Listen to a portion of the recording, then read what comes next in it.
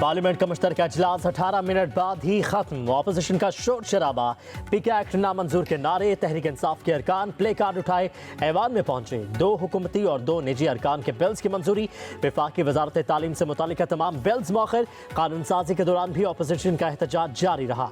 मुश्तरका इजलास से पहले स्पीकर चैम्बर में हुकूमती अरकान का मशावरत इजलास, बिल मंजूर करवाने की हिकमत अमली पर गौर।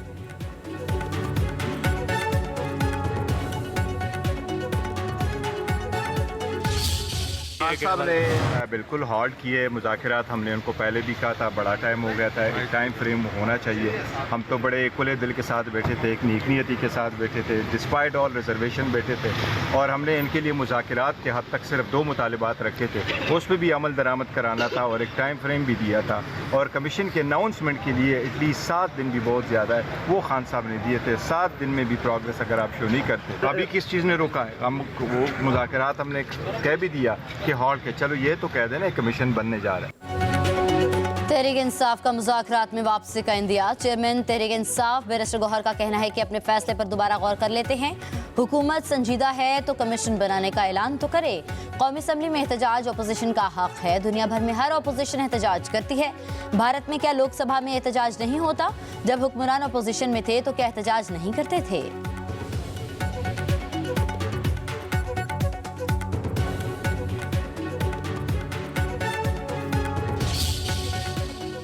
गुफ्तगू सुनना, एक दूसरे के साथ कंसिडरेट होना, ये उनका मैदान नहीं है। वो अपने मैदान की तरफ जाना चाहते हैं, जाएं। हमने ख़त्म नहीं किए। जब एक तरफ से ख़त्म हो गए हैं तो हम किससे बात करें?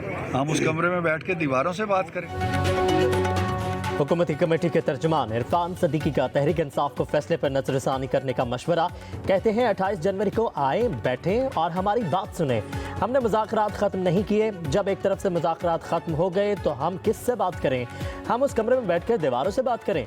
मामला ये है कि जेल का फाटक खुलता है और कोई साहब अचानक ऐलान कर देते हैं। मुज़ाकराती कमेटी को पता ही नहीं होता।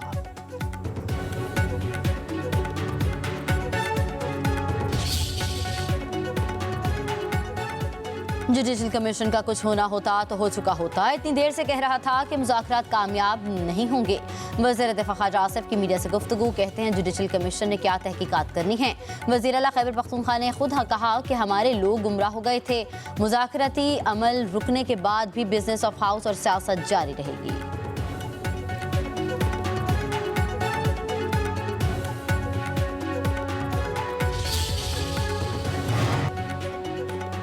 पीटीआई वाले जिस तरफ देख रहे हैं वो सियासी एजेंडे पर बात नहीं करेंगे। वज़ीर आज़म के मशीर राना सनाउल्लाह कहते हैं पीटीआई वालों को कोई विंडो नहीं मिलेगी। अगर पीटीआई वालों को कोई गलतफहमी है तो आने वाले दिनों में दूर हो जाएगी। इनको पार्लियामेंट में बैठना भी है और तमाम मराद भी हासिल करनी है। केपी में पीटीआई वालों ने हुकूमत करनी है लेकिन काम नहीं करना। ये लोग लोगों को इकट्ठा करते हैं, कैपिटल पर हमले करते हैं। इस बार इजाज़त नहीं दी जाएगी।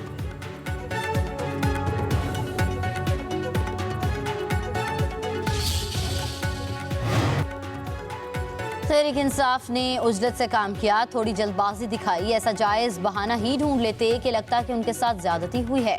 वफाकी वज़ीर इत्तलात अता तारड़ का कहना है कि पीटीआई मुज़ाकराती कमेटी के मुतालिबात के जवाब में हमारा जवाब आना था। ज़रूरी नहीं कमीशन बने, गौर हो रहा था कि कोई दरमियानी रास्ता निकल आए। उन्होंने बदनीयती पर मबनी फैसला करके बगैर वजह मुज़ाकरात ख़त्म किए।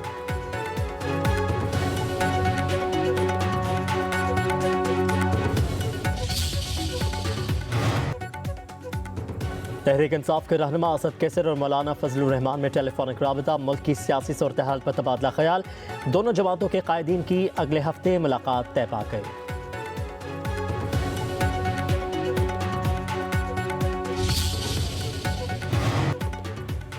पीका तरमीमी एक्ट आज़ादी सहाफ़त पर शब-खुनमानी के मुतरादिफ है। खैबर पख्तूनख्वा के मुशीर इत्तलात बैरिस्टर सैफ का कहना है तरमीम का मकसद अपने स्याह कारनामों को मीडिया से छुपाना है। जाली हुकूमत में कोई भी ऐसा इदारा नहीं बचा जिसे तबाह न किया गया हो। ऐसी सख्त पाबंदियाँ बदतरीन आमरीत में भी नहीं देखी गई।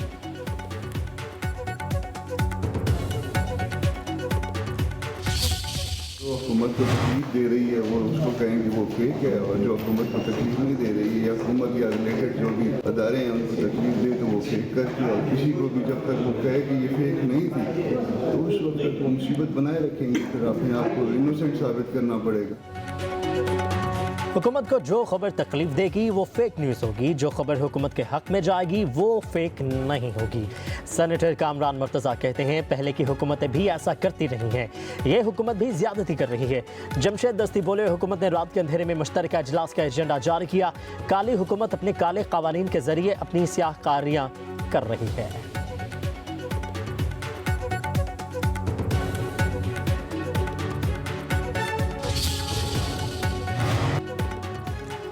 सुप्रीम कोर्ट के एडिशनल रजिस्ट्रार जुडिशल नज़र अब्बास ने तौहीन अदालत का शोकॉज नोटिस चैलेंज कर दिया। तौहीन अदालत की कार्रवाई पर हुक्म इम्तना की दरख्वास्त भी दायर। सुप्रीम कोर्ट ने नज़र अब्बास की इंट्रा कोर्ट अपील पर जस्टिस जमाल मंदुखेल की सरबराही 6 रुकनी बेंच तश्कील दे दिया। बेंच में जस्टिस मोहम्मद अली मजहर, जस्टिस अतर मिनुल्ला, जस्टिस हसन अजहर रिजवी, जस्टिस शाहिद वहीद और जस्टिस मुसरत हिलाली शामिल। समाअत 27 जनवरी को होगी।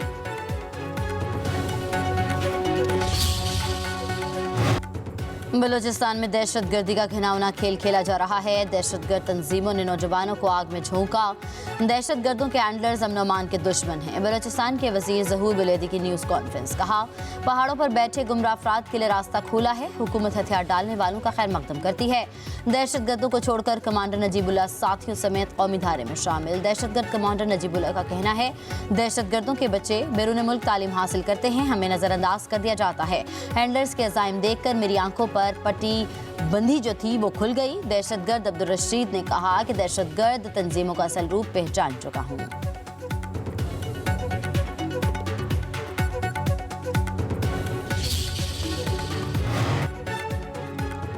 पंजाब के लाखों खानदानों को निगहबान रमज़ान पैकेज देने का फैसला। वज़ीर आला पंजाब की ज़ेर सदारत इजलास निगहबान रमज़ान पैकेज के हवाले से मुख्तलिफ तजावीज़ और सिफारिशात का जायज़ा। मरीम नवाज़ की 15 फरवरी तक रजिस्ट्रेशन मुकम्मल करवाने की हिदायत। शफाफियत के लिए ज़रूरी इक़दामात का हुक्म। कहती हैं निगहबान रमज़ान पैकेज नादार लोगों का हक और हुकूमत का फ़र्ज़ है। आवाम को इज़्ज़त और एहतराम के साथ उनका हक मिलना चाहिए। निगहबान रमज़ान पैकेज के लिए आवाम का लाइनों में लगना कतई पसंद नहीं।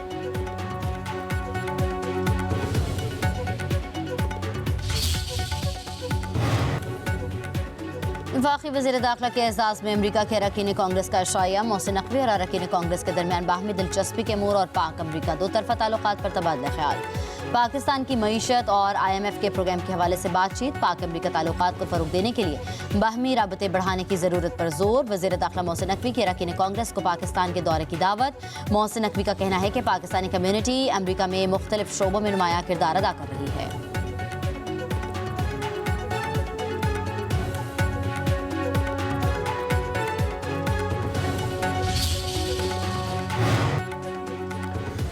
पीपल्स पार्टी की सेंट्रल एग्जीक्यूटिव कमेटी का इजलास आज 3 बजे होगा। जरदारी हाउस इस्लामाबाद में होने वाले इजलास की सदारत बिलावल भुट्टो करेंगे। CEC इजलास में मुल्क की सियासत से मुतालिक अहम फैसले किए जाएंगे।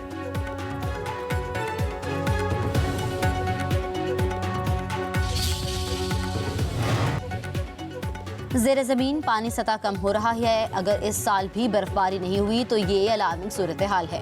हुकूमत को फौरी वाटर इमरजेंसी लगानी चाहिए। पाइपों के जरिए पानी के ज़िया को रोकना चाहिए। हाई कोर्ट में भी पाइपों के जरिए सहन धोया जाता है।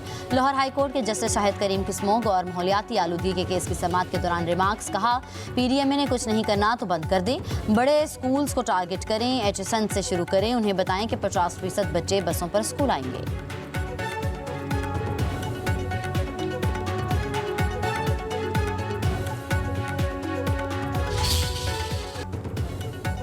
पाकिस्तान समेत दुनिया भर में तालीम का दिन मनाया जा रहा है। सदर ममलिकत और वज़ीर आला का तालीम की अहमियत पर जोर। सदर आसिफ अली जरदारी ने कहा कि तालीमी निज़ाम को दरपेश चैलेंजेस से निपटने की ज़रूरत है। हमें अपने तालीमी निज़ाम में बेहतरी लाने के लिए मसनूई ज़हानत का इस्तेमाल करना चाहिए। शहबाज शरीफ ने कहा कि हमने अपने तालीमी इदारों को तकनीकी तरक्की को कबूल करने के लिए अहम इक़दाम किए हैं। ये ज़रूरी है कि हमारे स्कूल हमारे बच्चों को मतलूबा महारतों से आरास्ता करने के लिए जदीद तरीन टेक्नोलॉजी से लैस हों।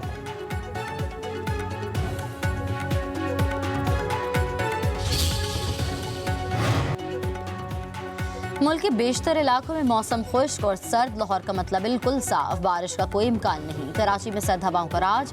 चीफ मेट्रोलॉजिस्ट सरदार सरफराज का कहना है कि हफ्ते और इतवार को शहर में कड़ाके की सर्दी पड़ेगी। पारा सिंगल डिजिट पर आने का इम्कान है। ले और गोब्स सर्द तरीन मुकामात। पारा -8 तक गिर गया। सोर और कालाम में दर्जा हरारत -7, स्कर्दू में -5, कोयटा कलात में -3 डिग्री सेंटीग्रेड रिकॉर्ड।